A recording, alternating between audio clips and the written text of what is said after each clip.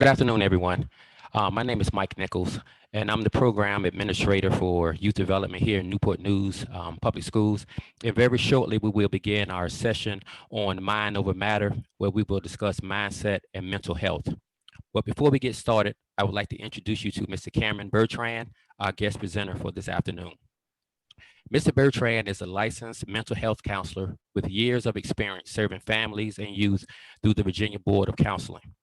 As a youth development professional, Cameron specializes in resource development that is tailored towards the community it serves.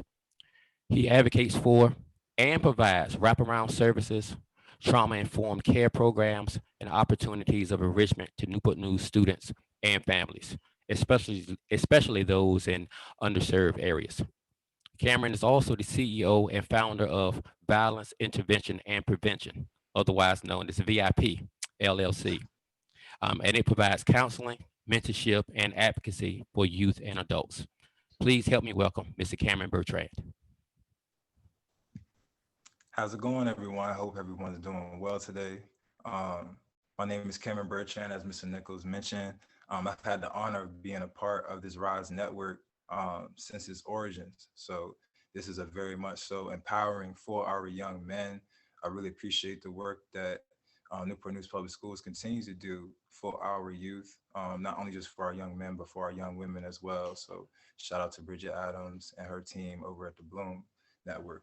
But this is for the fellas today, and I appreciate the opportunity to be able to come in and advocate for you all in this space as a young Black male that has been impacted by trauma myself. So I do foremost understand the importance of our mental health in our communities.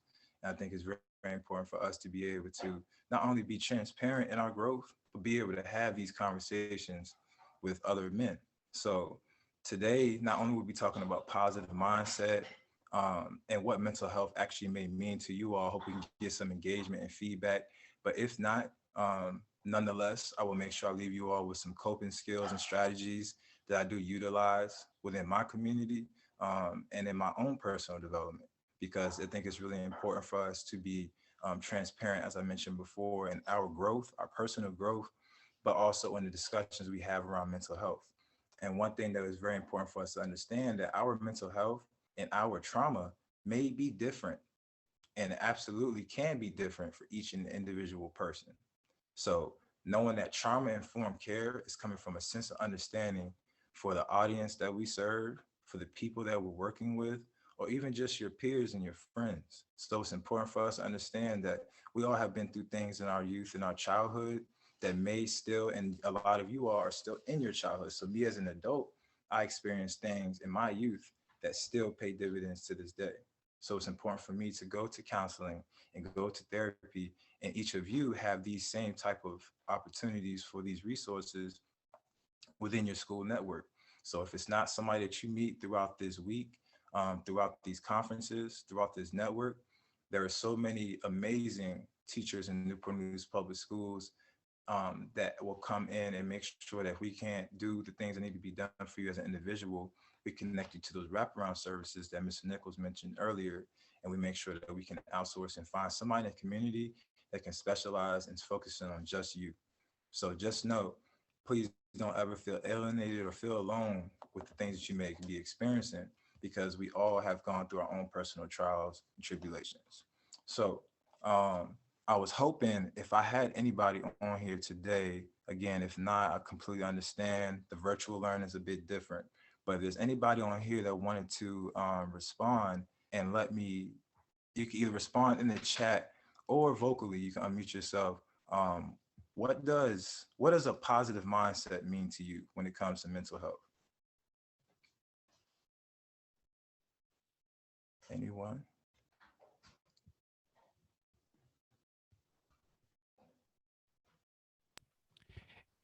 If they raise their hand or they say something in the chat, I can see them. I can allow them to use their microphone if you like.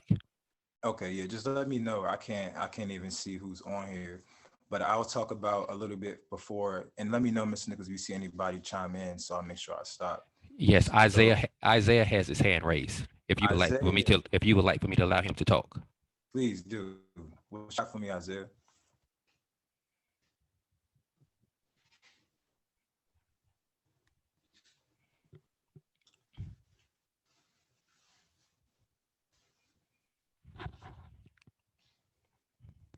What's going on, brother? I would say having a positive mindset means always staying positive and never giving up. And if you need something, just tell that person right away.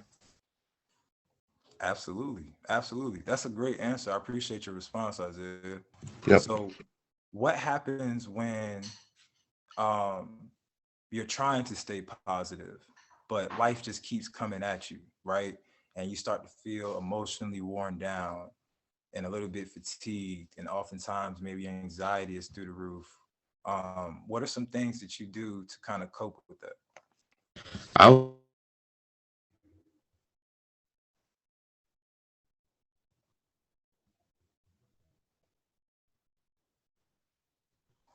Oh, I'm sorry. I don't know if it was my connection or yours. I couldn't. I didn't hear your response.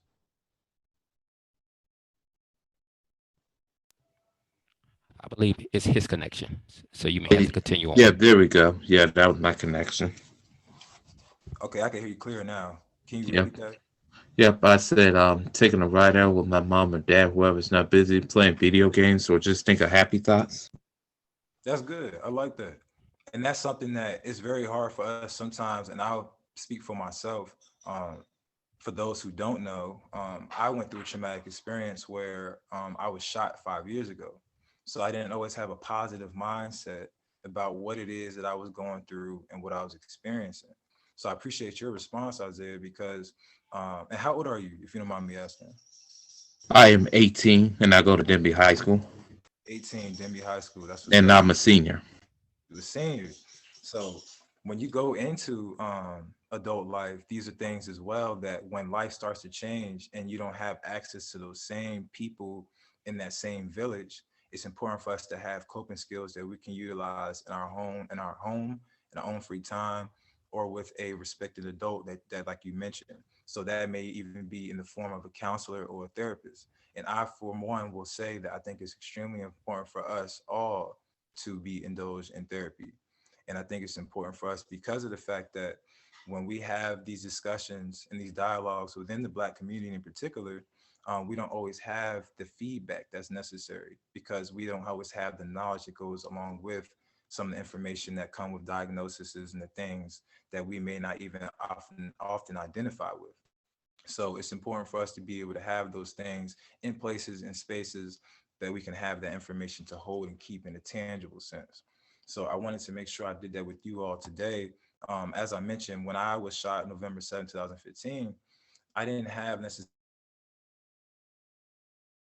was going on with me. And walking to my vehicle, somebody attempted to rob me, and I got shot. Hey, can y'all still hear me? I'm sorry, my connection went out. Yes, you Yep. went out Okay, for about 5 seconds, but I can hear you now. okay, cool.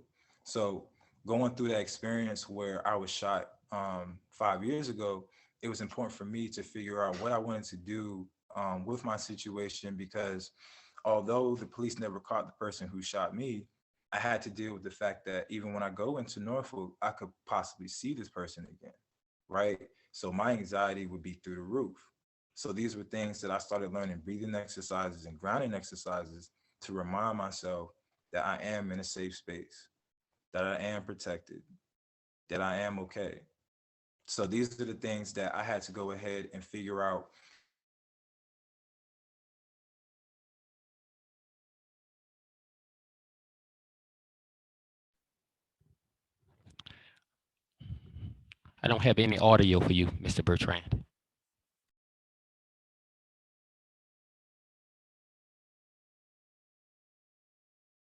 What is virtual learning and what has been called the new norm. So as you all continue on in life, there are going to be things that we need from you to be able to vocalize to us that may be important for us to prioritize in the mental health skill building of the future generations to come. So having the resources to be able to articulate what we are feeling emotionally or spiritually or physically or mentally, that's important as well. So One of the coping skills that I learned along my journey, again, was the breathing exercises. So oftentimes, even if I'm traveling out here on the front lines fighting for justice in different areas, in Minneapolis for George Floyd or Louisville for Breonna Taylor, there were things that when situations would get heightened, so would my anxiety, right? So when I would be triggered and knowing that I was feeling these things, you may be inside of your environment, you may be in your community, you may be in a situation where you're faced with conflict and you may not necessarily know how to cope with that. Or if you've been impacted by trauma in your personal life, we all have lost a loved one, somebody close to us, and we may not know necessarily how to cope with what we're feeling and what we're experiencing. So breathing exercises help us not only bring our thoughts back centered, but it helps us moving forward to realize what is it that I need in this immediate moment before I can even go ask for help. Because sometimes we need help and we don't even know what it is that we're asking for. Um, so it's important for us to have these coping skills as well to be able to articulate ourselves in that sense. So breathing exercise. All right. If you guys are on here, you can participate with me. This is something again that will segue into what we call a grounding exercise. And this is all part of mindfulness. So being mindful is being aware of our surroundings, being aware of our current situation, but also being aware of what we can do moving forward to work through our personal situation. All right. So breathing exercises. What we're going to do, you're going to make sure that if you're sitting, try to sit with your feet planted. All right. Both feet planted. Try to sit upright if you can, so you can open up your airway. And what we're going to do is we're going to breathe, inhale through our nose for 4 seconds and exhale for 6 seconds.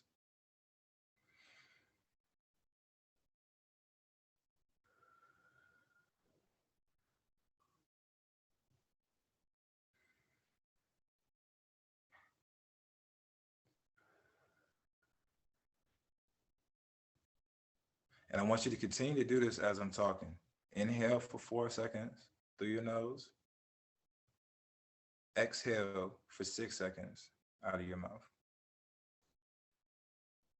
Try to focus on your breathing and your breathing only. Continue to breathe as I talk.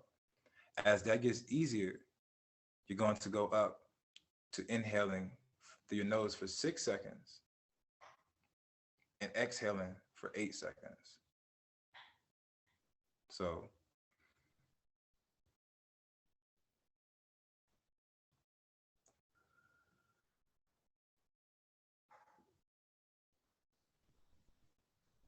and this is all continuously. So as I'm talking, continue to do this in repetition. And you're building your chest cavity, you're exhaling, you're pushing out negative energy. As you're focusing on your breathing, it helps do what? It helps eliminate what other traffic that may be going through your mind. Sometimes it's hard for us to even be able to just focus on one thought at a time. And mindfulness is being aware of exactly where we are in this moment, in this space, not feeling alienated away from what we're going through and what we're experiencing. So then as you inhale for 6 and exhale for 8, you go up again. Inhale for 8, exhale for 10. And this should get harder as you go, but you will start to feel your breath start to come to a balance. And that's the first exercise that I use before I go into my grounding exercises. So the grounding exercise may be for something in a situation where you're up at night and your thoughts begin to overstimulate your mind. And now you're up thinking about things that we can't control and things that happened yesterday and an interaction that happened earlier that day. And I wonder what this person thought of me, or I wonder if that what I said was taken the wrong way, or I wonder if I'm actually going to be able to get this good grade at the end of the year, or I wonder what they're going to be able to do for graduation. And I wonder if I'm going to be able to go to this event, and is social distancing still going to be taking place this summer? And so many things that start to overstimulate our mind that we can't control. So grounding exercises come after the breathing exercise. Now that you've centered your breathing, and so you can go back to regular breathing now. I'm sorry if you were still doing the breathing exercise.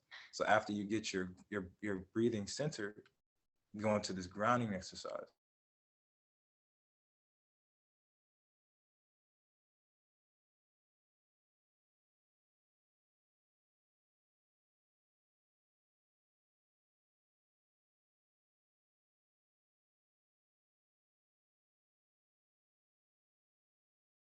You're going to continue to focus on your breathing to try to keep and Mr. Ber- eliminate.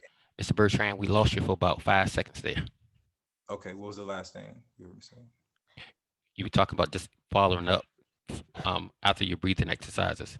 Okay, Can I lost you? sorry about that. So after your breathing exercises, now that you've centered yourself, we're going to go into our grounding exercise. So you're going to close your eyes and you're going to refocus. Now, again, I don't know if y'all heard me in that part, but after the breathing exercise, you don't have to continue with the 8 and 10 and things. Then you can go back to your regular breathing now that you've actually been able to calm yourself. So as you segue into your breathing exercise, you're going to close your eyes. And as you continue to focus on your breathing, you're going to try to think about 5 things that you can hear around you. So for me, I can hear a plane flying above outside.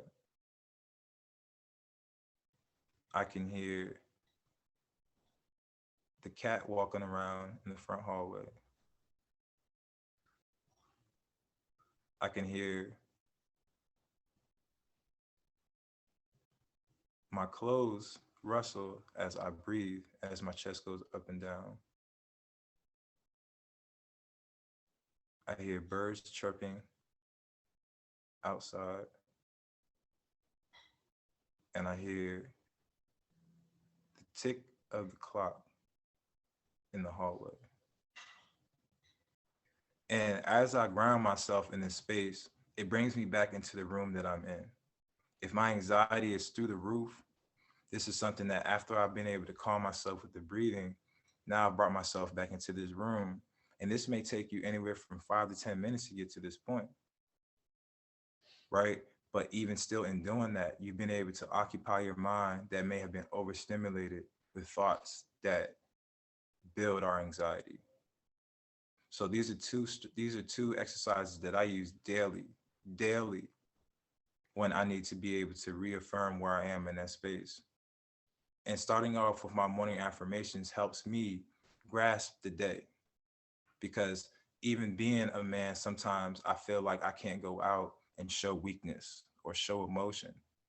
And I have to reaffirm in myself that I am able to be transparent. I will have a good day. And you claim these things each and every day. So these are things that will be able to build your confidence or build your stamina for the day that you're going to have. Make sure you write down your daily affirmations and you speak those every single morning to speak into existence the life that you want to see. Because even in my situation, when I got shot 5 years ago, the doctors told me that it was a big chance I would never walk again. They told me there was a big chance that I would never fully recover from my gunshot injury. And I felt alienated. I went through depression. I didn't understand what was going on and why, and if I would ever get better.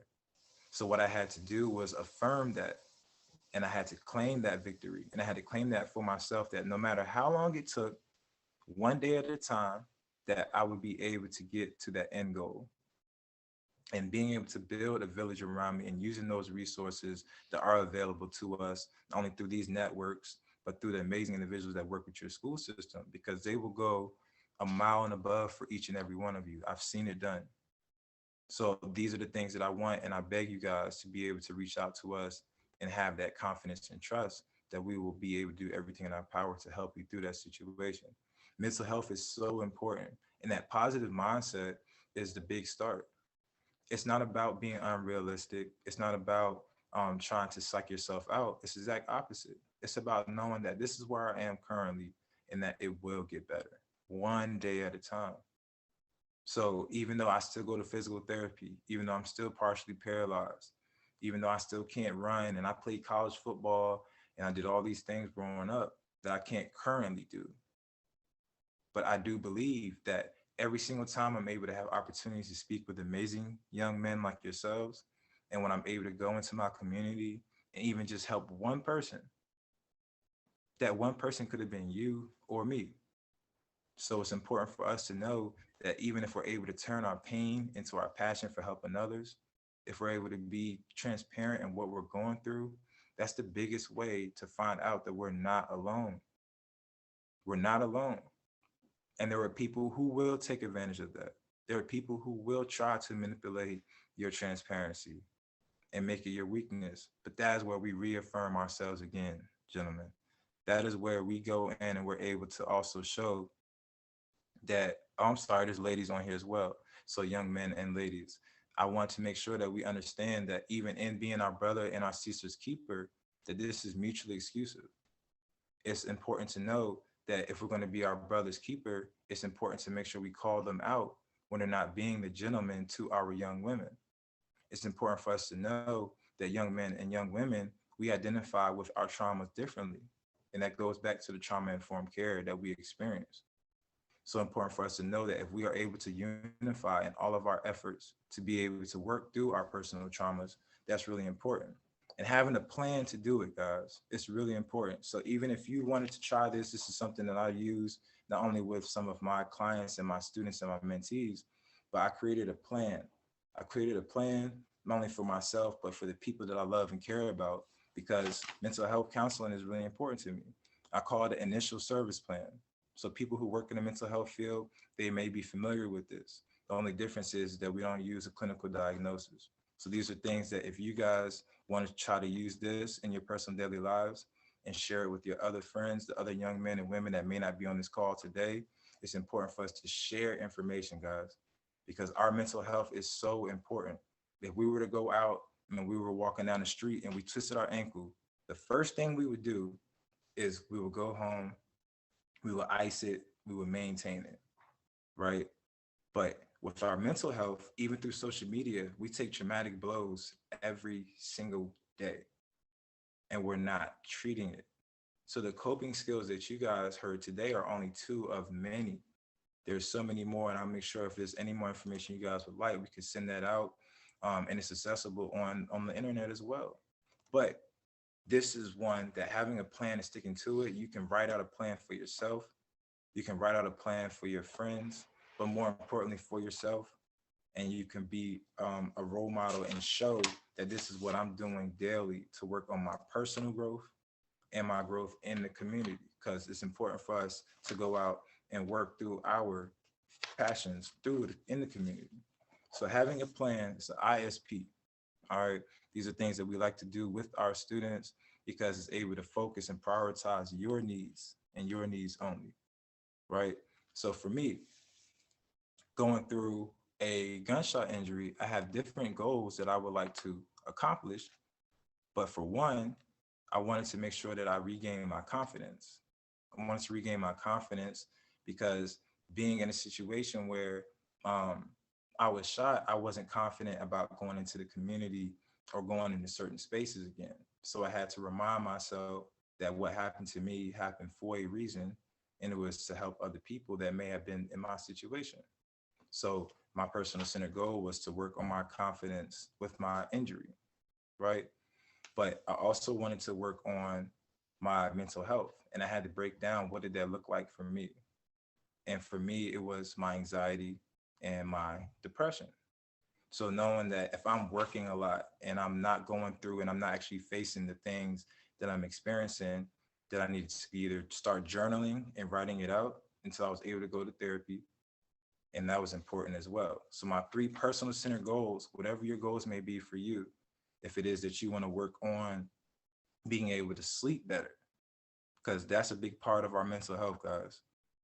If we're up at night every single night, I will be the first to tell you that that's probably because we have a lot of anxiety built up or we have things going on. So there are things that we can do throughout our day, whether it's changing our diet, changing our surroundings, not overindulging on social media, because that is a big part of it. There are things that we have to do to actually prioritize our mental health. So if your personal center goal is to sleep better or to have better energy throughout the day or to be more positive in general, we have to look at what is our influences. Who are we following on social media? What pages are we actually looking at all day? And what information are they projecting into our minds? Because if we're following people on Instagram that aren't putting out positive messages, then that's not going to be somebody that's going to actually influence and better our mental health. So for those of you that are on Instagram, do you have anybody that you follow that's like that gives really positive messages that you would like to plug in or anything? Like, so I'm 30 years old, so I like follow.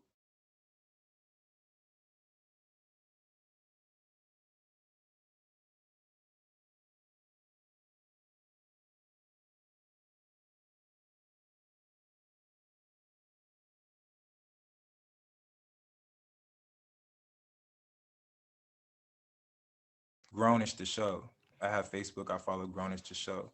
Mr. Bertrand, we lost you after you said you were 30 years old, so we don't know about that age or not. I'm I am 30, man. Black don't crack. That's all it is, you know. But I saw somebody put Grownish. My question was, who do you guys, some of our youth on here, who do y'all follow? Any of our young men and women that would like to plug anybody as far as positive people that you follow on social media? Because I know social media is the wave. We can't really get around it. So who are some positive people? The Grownish show, that's I know that they definitely have some positive messages and they do real talk, real discussions up there. Yara, yes, most definitely, definitely. And these are things, guys, it's important. Not just for youth, but for adults as well. We have to be mindful of who is influencing our mindset, who is influencing or projecting what we think is positive, right? And how does it impact the people that we directly love? So our community goals, again, so with your personal center goals, your personal center goals are about things that you want to see done in your life. Your community goals are things that when you're out in your community, what impact are you having on the people that you love? What impact are you having on the people around you? What is and this is again to an extent, it's not the perspective that people have of you, because that again can be detrimental to our mental health. It's not about trying to go and prove to other people our worth. It's making sure that we're actually the person that we think we are, right? Because people are always going to have things to say, but if the people that you respect and you directly love have opinions of you and they don't correlate with how you see yourself, then we just got to do some, again, some self-checking and self-building, but not to the extent where we're tearing ourselves down. Because with everything that's going on in the world, this world will not change if we do not have the voice of each of you on this call. I'm telling you now, despite whatever it is that grinds your gears, knowing your triggers should be on your personal goals. Because if you don't know what it is that makes you tick, if you don't know what it is, that one thing that every time it happens, you go from 0 to 100, and if you're not working actively to regain that power back from the people who push those buttons, that's how we end up in situations that we don't want to be in.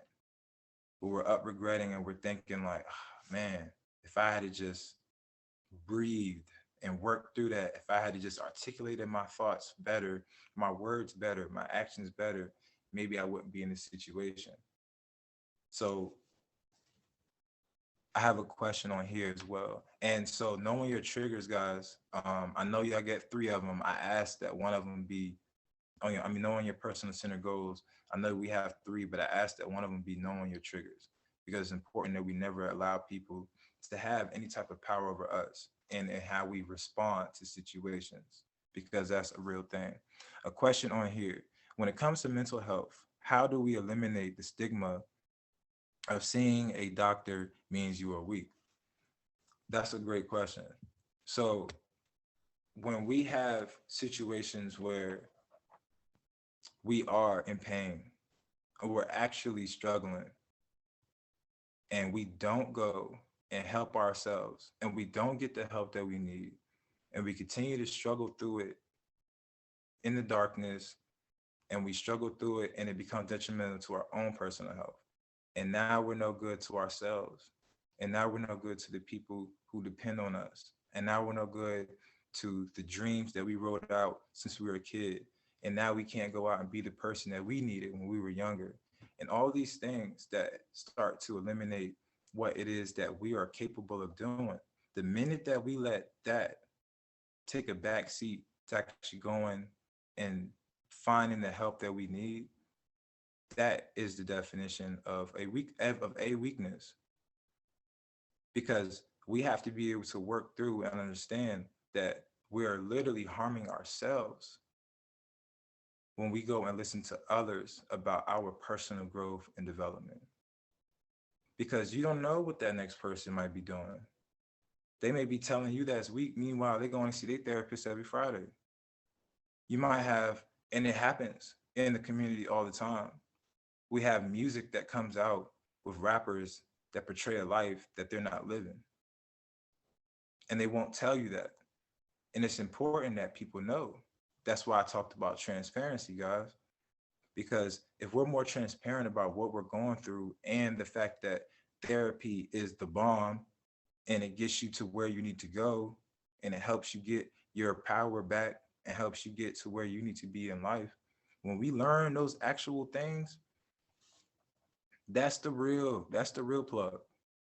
Like, that's the real plug right there, because we have to be in our actual best shape and stamina to be able to go on in the life and do the things that we were born and destined to do.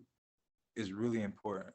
So that stigma that we carry with going to see a doctor and it makes us weak, we have to eliminate that. And the best way to do that is by leading by example. Leading by example. If we can be that first person to go out and continue and be vocal about it and transparent about it, these are the people that there's one other person who's going to see that. And there's another person who's going to see that. And that's how we create that ripple effect. But I beg you all to make sure that you prioritize your mental health as much as you would anything else. Because I don't want you to wait until it's too late. I don't want you to wait until it's actually here. And that's where we have, again, situations where people end up, and that's where intervention comes. But to be preventive with our mental health is to prioritize it, to work through those situations, to face our fears, and to know that every time that we've came out okay, because we're still here. We've survived 100% of our bad days because we are still here. So tackling that obstacle and being able to break that stigma, just imagine how many people will be able to benefit from that. How many generations of people will be able to benefit from that? Because even if we aren't allowed to see the changes that we're fighting for, y'all, the goal is to make sure that the next generation will always have a better life than the ones that we've had. So that is how we create that change, and that's how we break that stigma. So if you have issues or you have a lack of confidence in that, I want you to remember that we actually have people in our community writing important news that will come and advocate for you, with you, in the light, in the dark, until you get to where you want to be. So that's important. I have a question up here in the chat, y'all. Very good point, Mr. Bertrand. I shared that fact that I was seeing a counselor with several of my friends, and they have started opening up. Young men that are leaders in schools can shift the atmosphere one friend group at a time. Absolutely, Adrian. Absolutely. And I love to see our young leaders that have been a lot more vocal about our trauma, about mental health, and prioritizing that, because it's essential. Again, I'm 30 years old, but mental health wasn't talked about a lot when I was growing up. So that's why when I got shot, I didn't know how to bounce back. I didn't know what to do. All I knew was that I couldn't show people. I couldn't show people I'm hurting. I can't show people that I'm going through. And meanwhile, I'm hurting myself. So these are the things that's the weakest I ever felt, was when I was trying to be strong. That makes sense. That was the weakest I ever felt when I was trying to be strong instead of just being strong. Being strong doesn't mean going out and putting up a image, a mask, y'all. Being strong is being true to yourself and true to yourself only, because prioritizing your mental health, that's how you are true to the person that is right here within. Because everyone else that knows and loves you, if they truly care about you, they will respect that 100%. And although we may lose people along the way that can't respect that, it's important for us to know that that's okay too. And we can do what we can to influence them to prioritize their mental health, but not the other way around. How much time I got left, Ms. Nichols? I didn't want to go over today. I got 9 minutes remaining. All right, cool. So, guys, I wanted to make sure if there were any questions that were all any questions at all. I know it's a lot of information that was packed in, but I wanted to make sure that our key points were at least really internalized today.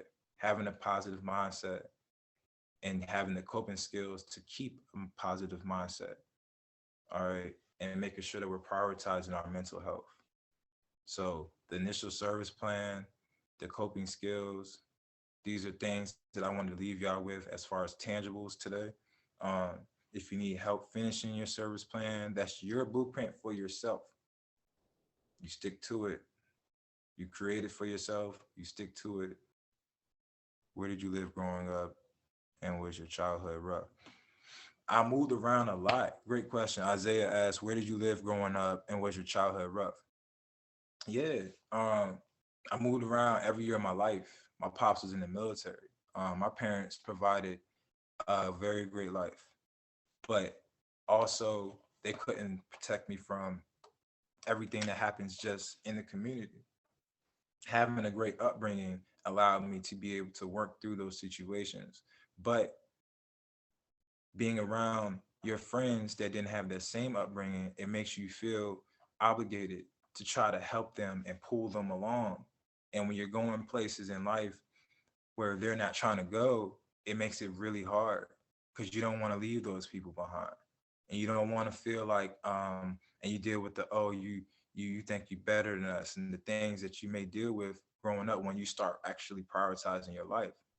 But I never ever ever turn my head and spit back hate at those people. I always made sure that they knew that I'm leaving so I could come back. Buy Back the Block is one of my brands, and I can't do that if I'm still here. You feel me? So that was a big part of me being able to be transparent and letting people know, like, I'm not gonna prove you right about who I am. I'm gonna prove you wrong. And I kept going, and I was able to lift as I climbed, and I was able to come back for each and every one of those people if they were willing to do the same work for themselves. So it was a rough childhood, but it was an essential childhood. I had a great upbringing though, but moving around a lot was very rough. I don't have, Definitely, yep, definitely. I feel you. yeah, you experienced that as well? I never experienced that before, but I did move to Virginia when I was three, made lots of new friends, but it wasn't rough though. But Yeah, I mean, it's different. And so I had to always be able to adapt and be extroverted and be able to go and make friends and things and accept rejection and know that not everybody's going to like me and that that's okay too. So, and that's the things that I'm still learning, but I was able to take those things from my childhood that were rough at the time. And now that I'm actually a national activist, I'm able to go out into other communities and I'm used to, having to travel and go places and be genuine and show people that even despite what they may have been through, that I'm not that I may look like this person or I may look like I represent this demographic, but I am here to show that even as a young man, that I can be somebody that can uplift and support my community despite my appearances, despite what you may perceive of me, because I'm a proud Black man and I'm proud to be a staple in my community for all victims of violence and trauma. So, and I'm inspired by y'all daily, like our youth, y'all, man, I can't tell you enough how much I tip my hat, and I'm so appreciative of all of you. And I'm so appreciative of each and every one of the youth that continue to just go out and just get out of bed every morning and just go out into their community or go into their the virtual learning or whatever the case may be. Each and every day that you do it, I'm just super proud of y'all. So I ask that you see it through, that you finish strong, see it through. Like that's really important. So I'll leave y'all with the. I only got 2 more minutes left. I'll leave y'all with that poem. See It Through by Edgar A. Guess. When you're up against the trouble, meet it squarely face to face. Lift your chin and set your shoulders. Plant your feet and take a brace. When it's vain to try to dodge it, do the best that you can do. You may fail, but you may conquer. See it through. Black may be the clouds about you, and your future may seem grim, but don't let your nerve desert you.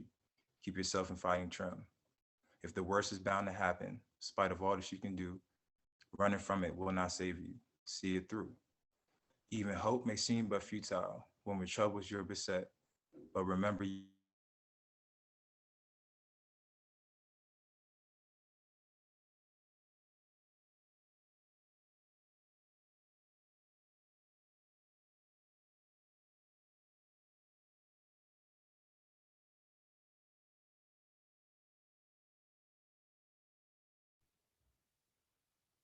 See it through. Billion, mind of a billion.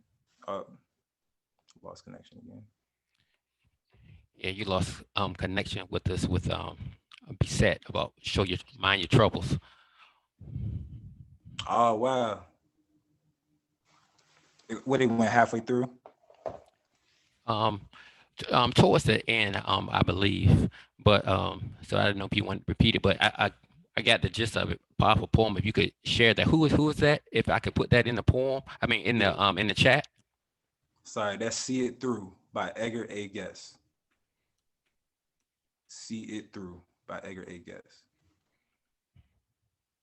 So that's a great poem. That's something that I utilize daily to kind of keep me motivated. Um, and so I hope that I was able to give you guys a little bit of inspiration today. Again, I'm thankful for the opportunity to engage with you all today. If there's any questions that you have, I'm on social media, Mind of a Billion. Again, that's Mind of a Billion because I represent the masses. So I love y'all. And also Violence Intervention and Prevention. So that's the name of our organization. Instagram is VIP.LLC. I'm on Facebook as well, Cameron Bertrand, and our Facebook page is Violence Intervention and Prevention, VIP LLC. Um, any questions you guys have, you want to submit to our website, buybacktheblock.vip.org, and all of my contact information is on there as well. Buybacktheblock.vip.org. And I just would like to add also for those who may be attending, if you are a student, we would say if you need someone to talk to, just locate one of your school-based counselors, and the information should be tied to this link as well. All of the counselors who are in our schools, and also if you are an adult that is attending this session, ask that you seek professional help as well. You can contact Mr. Bertrand or another organization, or even contact a particular school so that someone can give you help. So we just want to make sure that you won't struggle alone, but that you can contact someone who can give you the help that you need. Remember, if we're sick, we go to a doctor, that's fine. So if our car is broken, we go to a mechanic to get it fixed. So if our mind is injured, we need to make sure that we go to see a doctor to make that well as well. So at this point, I would like to thank Mr. Bertrand for his time with us today, and hopefully we will see you again soon. Absolutely. Also, Thank you. Mr. Bertrand will also he will be a member of our panel that's coming up. So if you're on the line, we ask that you stay on the line as well, because we do have a panel discussion that is coming up that's going to talk about, carry on the conversation regarding mind over matters. So in our